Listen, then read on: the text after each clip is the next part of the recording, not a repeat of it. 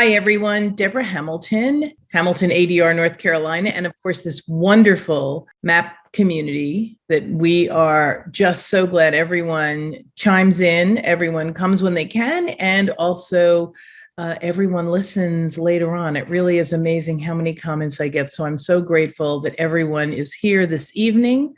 I'm going to talk this evening, after I check in with everyone, about telling your veterinarian about your plans, because I just returned from speaking at the American Veterinary Medical Association, where I was helping veterinarians learn how to have conscious conversations with their clients and the importance of having those conscious conversations with their clients to make sure that conflicts don't arise. So it was a packed auditorium. I was very thrilled. And I had a number of people asking questions and also coming up afterwards. So I was really very happy. But in part of my discussion, I always said, talk to your clients about what they'd like to do with their pets if something happened to them. And they all sort of sat up in their chairs and said, what does that mean? Which means that we have to educate our veterinarians on what they need to know about what we want done with our pets if something were to happen to us. And they need to make notes in their file as well, because it is part of the MAAP plan to publish, make a plan, appoint caregivers, address the needs of your pet, and publish. And who do you publish with? Well, one of the people you publish with, besides your attorney and the caregivers and your family, is your veterinarian. So before I head off into the land of why that's necessary, I want to check in with everyone. Connie, how's everything out in California? It seems that there are a great deal more fires out there nowadays. Unfortunately, the really awful one, of course, that everybody's been seeing on the national news is the McKinney fire up on the California-Oregon border. It is approaching 60,000 acres with zero containment. And this afternoon on Facebook, I saw just an absolutely frightening video posted by CBS News that looked like something out of a horror movie. That's all I can say. And of course, the temperatures are terrible. The firefighters are just doing an impossible job. Right. And they are flying in people not only from all over the state, but also all over the West, and that leaves the rest of us vulnerable. So it's really just a horrible, horrible situation. Fortunately, we're pretty quiet here, but there have been monsoonal weather conditions with thunderstorms and lightning strikes and flash flooding in the mountains and deserts here. Palmdale, which is in North Los Angeles County, got 2 inches of rain in the space of an hour yesterday morning. And that's why they have those arroyas, so that they can. Yeah. So at any rate, all I can say is those are conditions in which people have got to get out immediately. And obviously they have to be able to find somewhere to go. So planning is of the utmost, needless to say. And we are full on into fire season now, which is pretty scary. You would think that rain is a welcome reprieve, and it is. However, it comes with lightning, which then sparks more fires. So It's a double-edged sword. We have rain. I heard that this morning on the news, and I said, that's what Connie's been saying for over 3 years. Rain is a welcome reprieve. However, it brings lightning, and then that could create another fire. So it's never easy, and I'm so glad you're safe. And everyone who is in the danger zone or near the danger zone, please make sure you are prepared to go. I'm checking with Sally really quickly because she has a dinner engagement tonight, so she might have to up and leave. But she's running a little, well, she's not running a little late, but someone's running a little late, and so she can join us for a little while. How are the girls? The girls are great, and the someone who's running late doesn't know it yet, but we'll be getting up at 5:30 tomorrow morning because we have the possibility of hitting 106 degrees. And at 6 a.m., we're supposed to be only 66 degrees. And by 7 a.m., we're up 10 degrees. So yeah, we'll be walking early. And oddly, we met more dog walkers this morning than we've met all summer. So I think everyone has got the same plan. You've got to get up at the crack of dawn and walk, or you're not going to be able to walk. No, I have to tell you that I haven't walked the dogs. I take them out for 5-minute reprieves, and both of them are having dysentery issues. Junie, thankfully, outside. Mariah, outside and inside, because she's, as my husband would say, not as represented, that she was housebroken. I think that she is probably housebroken on a good day, but in the Hamilton house for the past month and a half, she has shown us nothing but unhousebroken life. So we are a little worried, but both Junie and she have dysentery. And it's interesting because there is nothing here that's changed in their life except the weather. The weather has really gotten much more humid. And I think my dogs, even though Mariah lives in Maryland, which is another humid capital of the world, I think that it's just really relentless here. And I didn't take them out today, but yesterday I did, and it might have been a little bit too much. And we were up and out by 7, but means nothing. Oh, there she is. Susan, how are you? Yeah, I'm okay. I sent you the pedigree for Maggie, and Yes. I made an executive decision today to keep Maggie on the trazodone until we get this problem resolved. Tom had a telemed appointment today, and Maggie started barking, and I threw out some good quality treats for Maggie to get her to stop barking per Kathy, and that usually works, but today it did not. Tom picked her up and handed her to me, and she took a chunk out of my hand. I know, and I'm just kind of at my wit's end because I don't understand why she is this way. Yeah. And if you can figure something out from the pedigree, that I am in the process. I had some client disasters, one being that an ASPCA, Susan Walker left. Oh no, there she is. One of my clients had the ASPCA come to their house. So we were on the phone dealing with that. As breeders and as pet owners, when the animal care and control or ASPCA come to your house because a neighbor calls, it is a heart-wrenching, frightening experience. And so the good news was she didn't own the house. So her aunt did. So she couldn't let them in because she doesn't own the house and she can't give them access.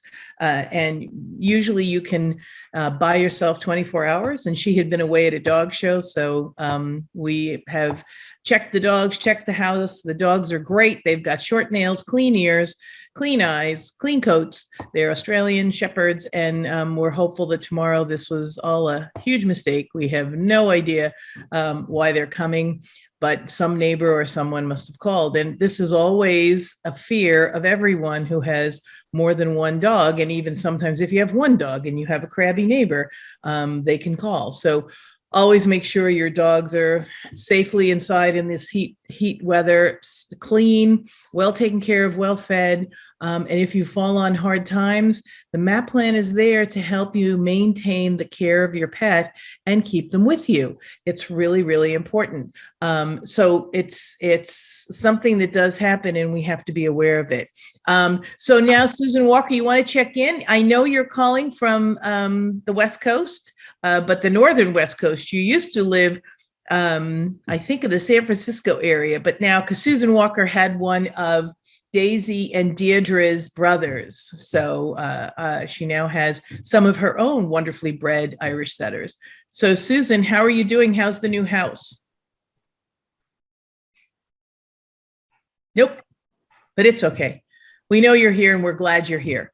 And then finally, I'm going to check in with Ciaran. Ciaran, how are things going? We just saw each other on Monday, I think it was, right? Oh, the days fly by. Hi, Debbie. How are you? Yes, we were on the Rebound Dog call. That was really wonderful. I had just gotten home from the AVMA conference and hopped on for the last half hour. And it was really a great call on how to bring people of differing opinions together to help dogs that need help in all different situations. Yeah, it's slow and interesting work, but I think it is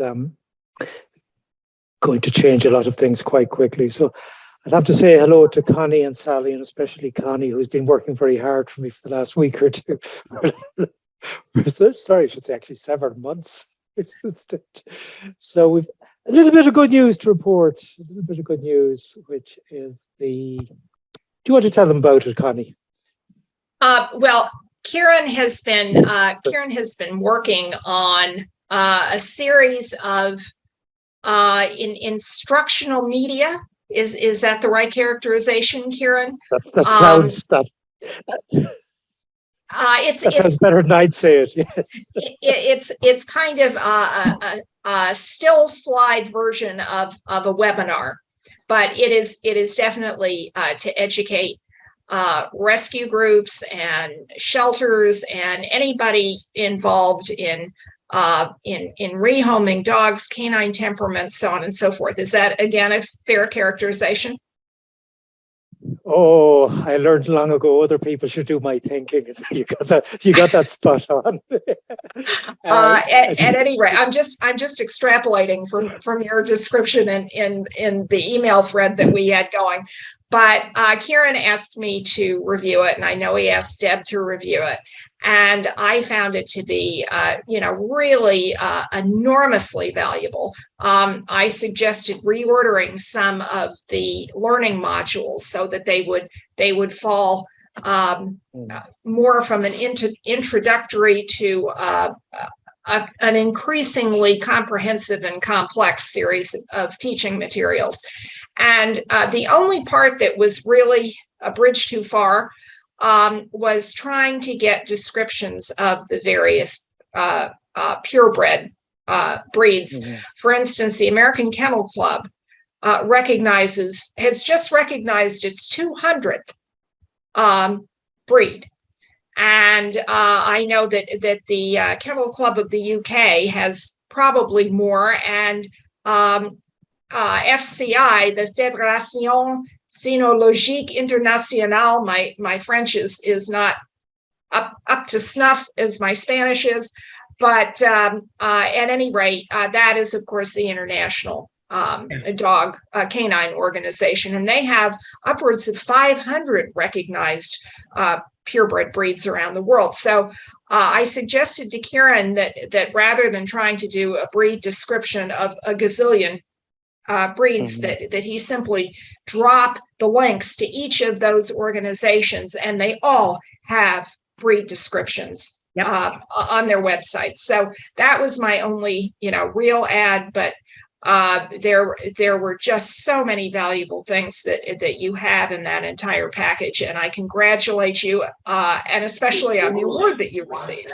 Yes, the award. So we have to tell everyone that Ciaran's book is in the running for an award, or it got the award. It got it. Yeah, that's what I thought, that you had actually received it. Yeah. Yeah, well, it's actually going to culminate with that course. The idea of the course is, when you look at what's out there, if you want to do any course in animal welfare or dog welfare, it's usually about 14, 15 modules, and it's going to take you months and all the rest of it. But there's nothing there for a volunteer who works in a rescue shelter. There's nothing there for somebody who's thinking about being an owner but doesn't have the time to be an expert. There's nothing there for anybody to say to their pet insurance company, here, I'm certified with the basics, so I'm a better risk. Can you lower your premium?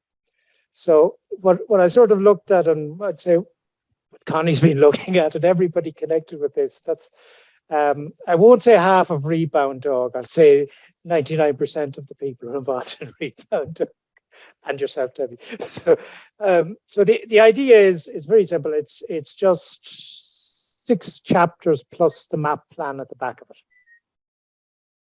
And the idea being that it covers the decision-making process, basic dog care, health management, behavior management, nutrition, body language. I think there's one more chapter there somewhere, possibly breeding or whatever, or the compatible breed for your home and your circumstances. So the idea with this, it's very much like the dog book. The dog book was for the child to make up its mind. This course is really for the householder, the adult, to make up their mind. But then when you finish the course, you get a certificate, and then the idea is you get your dog from the rescue shelter, and it's heavily biased against the puppy mill industry, naturally enough. But the idea with this is it will save the charities and everybody else a huge amount of time, because anybody who presents having done this course will save them a huge amount of time. And then the chance of the dog being resurrendered after it is negligible, because what we're looking at is creating the basic and really leaving at that. Now, the other side to this is it's backed by an international multimedia organization called the Olive Group. And the Olive Group creates courses for everybody and anybody in the industry. So they create say cybersecurity courses and so on. So when I approached them with the idea for this about a year ago, they said, "Oh yeah, we can do it we're looking for about $20,000." I just said, slightly. I don't normally carry that in my back pocket. And then the cost for anybody doing the course was going to run at $100. And I put in a different proposition where we have a sort of a profit sharing, and then they're coming in as investors as well, which is quite nice. And this is basically at the point now where we can hand over the certificate, course and everything to a rescue shelter for only $20 per person. Yeah. So then the rescue shelters or the charities can charge, would say, anything above that, and they're in profit straight away. So, and then we'll put in the book as well at a very low cost. So the idea really is to make it impossible for the puppy mills to operate. That's the end goal here. And when when we were looking at the research, this is how it works in a few other countries, and the puppy mills simply don't exist there. So I don't see why it can't happen in the rest of the world. So, and I'd say two pieces of, sorry, just to finish off, and I get off the stage, which is we already have a few rescues interested in doing the research. I'm not asking anybody to look at it, to buy it into it yet, until the research is completed. So the Educate 2.0, which is an organization funded by the European Community, are going to look at the research that we're putting out there. So this is research that's going to be funded by the European Union. And what they're doing here is they're putting one or two expert universities researchers to design and supervise the questionnaires. And then at the end of it, they'll sign off, and hopefully they'll introduce us to investors from the British Association of Educational Suppliers. So originally the idea was to get the dog book research for its suitability for to be a mainstream school book for children. But on top of that, now we're going to bring the connection with the book and rescue shelters and so on. So that's going to be supervised by under the same finances. So apart from that, Debbie, nothing is happening. Well, that's very exciting. And, for all of those on here who have purebred dogs, this isn't exclusive of purebred dogs. These books are really great, and these courses are really great because they give you the opportunity to have any of your owners or prospective owners take the course, get the certificate, maybe lower their insurance, especially if it's a breed that insurance companies may think they have a little bit of a difficulty with, so that purebred preservationist breeders are welcoming this, because it is the way in which future owners will be able to understand the responsibility of dog ownership. We take our dogs back, so we don't end up in rescue shelters. So rescue shelters love us. It's the breeders that don't take their dogs back, which are puppy mills, that end up in the rescue shelters, which are the ones that are targeted at this. So please don't think that Ciaran is targeting. We've had this long conversation, Ciaran and I, because I love the book he wrote, When Your Child Asks for a Dog, Let One-Eyed Leo guide the conversation, because we all have to know what that responsibility is when we get a pet. And it's written for a child and for the adult. And now Ciaran is creating these modules so that we can really help people who are buying a dog understand what the responsibilities of buying a dog are. And they will take those responsibilities seriously and take the dog with a lot of knowledge, or they will say, oops, this is not necessarily for me. And maybe they'll get a cat, which there's nothing wrong with getting a cat instead of a dog. But the rescue shelters hopefully will have less dogs dropped off, because it wasn't exactly what I expected. And also, Ciaran and I work together because there are rescues that are really reputable, and then there are rescues that are not necessarily so reputable. So we talk about that. And also, we've talked about the designer dog boom, which doesn't necessarily get watched as well as it should for being responsible breeders and then responsible pet owners. I think I paraphrased that well, Ciaran. Was that correct? No, that's exactly it, Debbie. I'll just throw something else out there that I came across in the research. That I was sort of shocked by this, but the whole puppy mill industry is now in its 70th year, 70. And it started off just after World War II in the Midwest in the States. And it was supported by the Department of Agriculture as a way for farmers to boost income. Now, what the farmers never saw coming was that within 30 years, the criminal gang, organized crime would hijack the entire enterprise and control everything. So we wind the clock on 70 years, and there's two statistics that are a very severe warning to Western society. The first one is, and this is from the Humane Society, every third dog is most definitely a puppy mill product now in the States. However, when I look at the figures and the money behind it and everything, and I look at the European trends, I would strongly believe it's probably up past the 50% marker now, because I would too.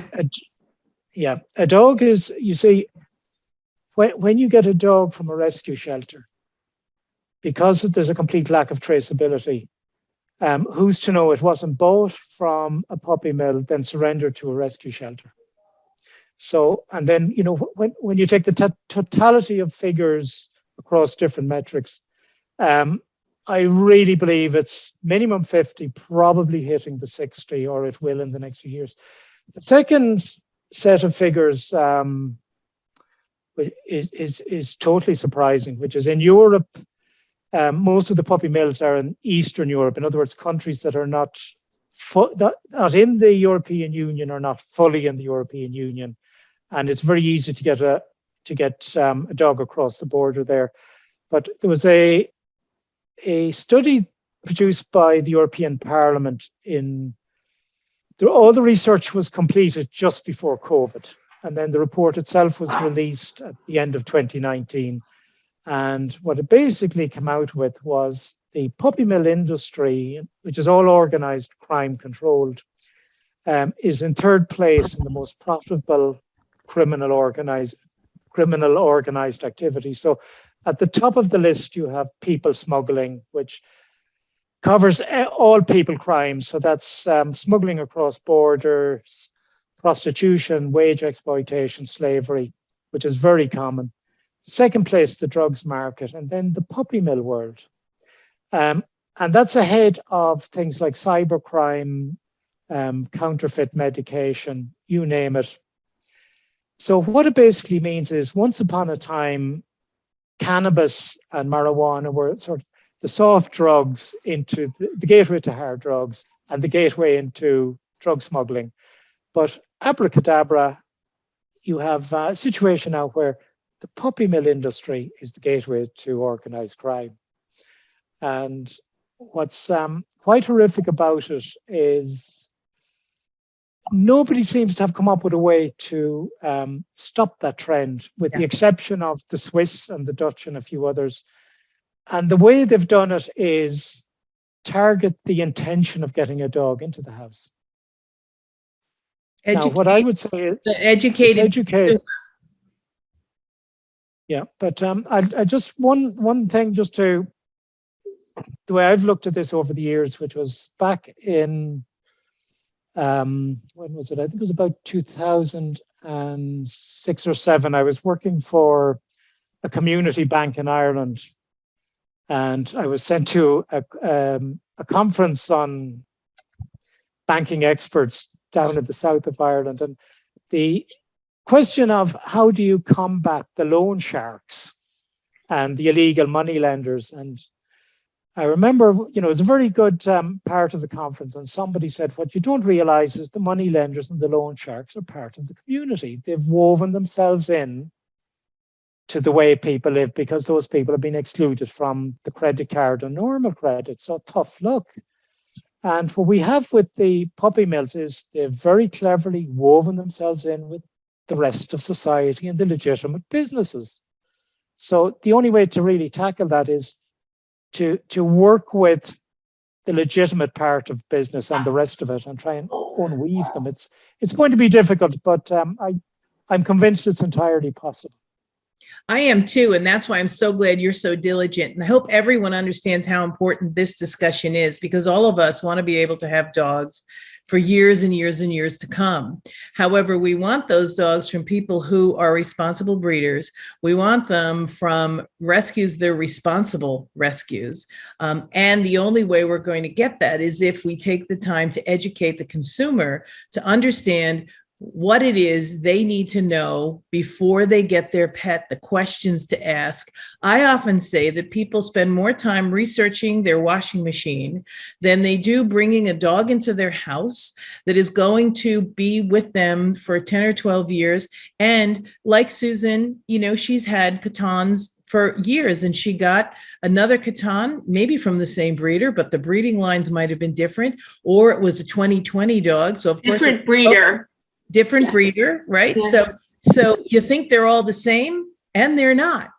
So it really is important, this course that Ciaran's creating, to educate people to be consumers and understand what it is they are getting, so that we can shut down the people who are creating a cute fuzzy ball who turns out to be somebody who takes a piece out of your hand today. And that's not what any of us want. No breeder wants that. So it's really important. Yes, Connie. Ciaran, 2 really good resources in terms of educating the potential buying public that I can point you to, and I can drop the links in the chat. Great. Those can share it with everyone, which is great. Thanks. The Golden Retriever Club of America has an incredible website, and they do, and Goldens are like the 2nd or 3rd most popular dog in terms of AKC registrations, and they're also one of the most surrendered, unfortunately. And my sister in Northern California, who has had Goldens for 3 or 4 decades now, was one of the founders of NorCal Golden Retriever Rescue. So, I am a longstanding Golden auntie, but they have a fantastic video on their website under their webpage about breeders. And the video is about 2 minutes. Fair warning, you need a box of Kleenex next to you because it's a real tearjerker, but it's all about what responsible breeders do. And I'll tell you, I'm right there. I have done everything in that video, including sleeping in an arrow bed by the side of the whelping box when the pups are first on the ground. Also, my own national breed club, the Soft-Coated Wheaten Terrier Club of America, has a terrific web page that lists all the questions that a potential buyer should ask of a breeder when they're looking for a puppy. And if those questions don't get answered satisfactorily, you run, not walk, but you run as fast as you can away from that breeder. So I will share both of those links in the chat. I appreciate that. And also, if someone who is a breeder says, you don't need that. They only want you to have that because the puppies will cost more. Buyer beware, because if you don't have a dog who has been health tested or is guaranteed, and no one can guarantee anything except that I've taken care to see that I've bred the best of the best and cross my fingers and hope for the best, but who will refund your money if something happens or help you with the care of the dog if something happens. These are responsible breeders. So that's what you want to really put your money behind when you're getting a dog. Now, some breeders, I have to say, because I've had them coming through my office, are a little difficult, a little persnickety, a little opinionated, and it's sometimes very difficult to get a dog from a breeder because breeders have, some standards that you might not meet, or they may ask you questions you don't want to answer. And I get that. I've been working with breeders to try to soften their manner of interviewing people so that they don't chase really good owners away because they say ABC, and if you don't want ABC, then go away. I mean, in my case, I will tell you that I've lost a number of probably lovely homes, but I will never sell a dog not on co-ownership. So some people have had really bad experiences with co-ownership or don't want to co-own their dog with anyone because they think I'm going to tell them what to do. And to some respects, the only thing I tell them what to do with their dog is that if God forbid they need to get rid of their dog, it has to come back to me for a full refund. And that's really the only thing I tell them what to do. However, these are things that you want in a breeder because you want to be able to pick up the phone when the dog is biting you, like Susan has with Maggie, and have them work with you as a mentor to try to figure out what's wrong, or maybe take the dog back because it just didn't work out. This isn't what we want anyone to feel. So I'm so glad this conversation went off in this, because responsible ownership is key to a MAAP plan. If you're a responsible owner, you are going to have a MAAP plan. That's why the MAAP plan is in the back of Ciaran's book, because if you've got the pet, you need to make a plan for the pet. And of course, tonight's discussion, it was going to be short, but now I'm so glad we talked about this because it was such an important piece in the planning to get a pet and in keeping a pet, because you don't want to have to drop it off at a rescue. But make sure that you leave all the information on your MAAP plan with your veterinarian. They don't know what you want to do unless you tell them. They don't know the people who are your backup people unless you tell them.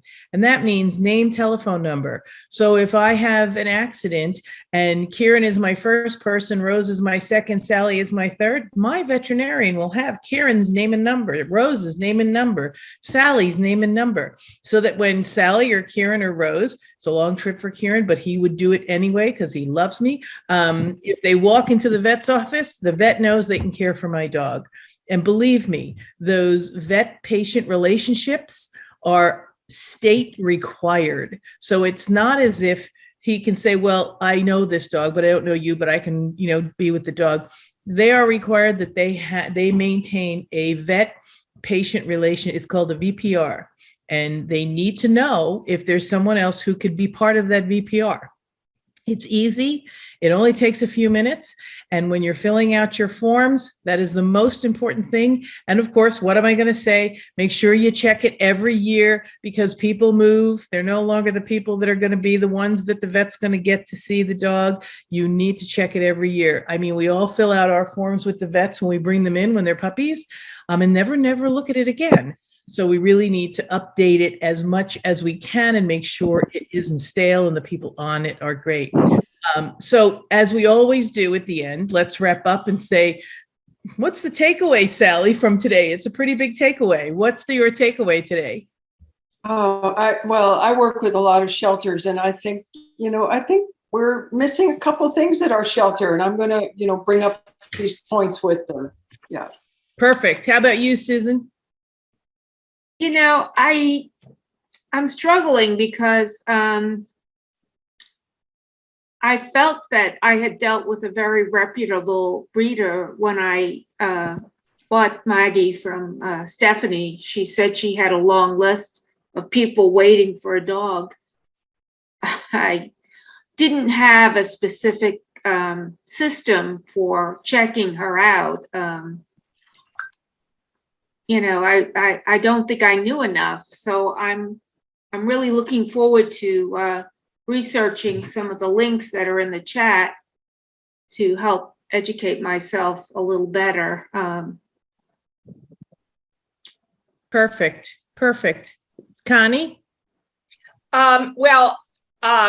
Being a reputable preservation breeder, knock wood, I think, and I mentioned this to Susan in the chat, and everybody could see it. Susan asked, how you really find a reputable breeder, and most, if not all, national breed clubs. In fact, I got this statistic from the Humane Society at a hearing in North San Diego County when I was our local, or not our local, actually, I was our national club legislative liaison to the AKC at that time, and I was attending a hearing on anti-canine legislation. And the Humane Society attorney who was present actually did national parent breed clubs a big favor by saying to the city council that we were meeting with that 97% of all purebred dog clubs in the United States have a stringent code of ethics for their breeders. And that is undoubtedly true. We certainly do. And Susan, I'm sure that ISCA does. I know that GRCA does, and many, many more. So if you are, for instance, our code of ethics has sections, general conduct for all club members, and then code of ethics for Wheaten owners, for breeders, for exhibitors. And the breeder section is, as long as your right arm put together with your left one. And it has all kinds of areas that if you violate, there are disciplinary procedures. If you want to be on our National Breed Club breeders list for the public to research you and get your contact information and be able to contact you about a puppy, if you are in violation of our code of ethics in any way, shape, or form, you can be either suspended or permanently removed from the breeders list, depending upon the type of violation and the number of times you do it. Right. So, there are teeth in codes of ethics that the board of directors can absolutely enforce. The problem is that there has to be a complaint from either another club member or a puppy buyer who has dealt with one of these breeders to the board that we can actually investigate and act upon. So somebody's got to complain. They can't just wave their arms and say, oh, Mary Smith is a terrible breeder without actual documentation. So, were you in my office earlier this afternoon? Because we had a whole conversation about this, and it really is up to the breeders to self-govern. And sometimes that's a lot more difficult than it seems. And so that's a discussion maybe next week, because it really is important to do your homework with the National Club and make sure that you feel good with the breeder that you are working with, and that you ask the questions you need to ask, and talk to other owners of puppies that this breeder has sold in your area, even if it's the next state over, just so that you get a little more information on how everything is working out. And if that's too much for the breeder to do, if they think you're going to be a PIA, then maybe this is a good thing, that you moved on because you really want to become a colleague of your breeder. You're signing a contract for a dog. You're going to follow the rules and regulations of that breeder. So if they're not willing to tell you to call Sally and call Susan and call Connie, who all have dogs from Deborah, then you may want to move on, because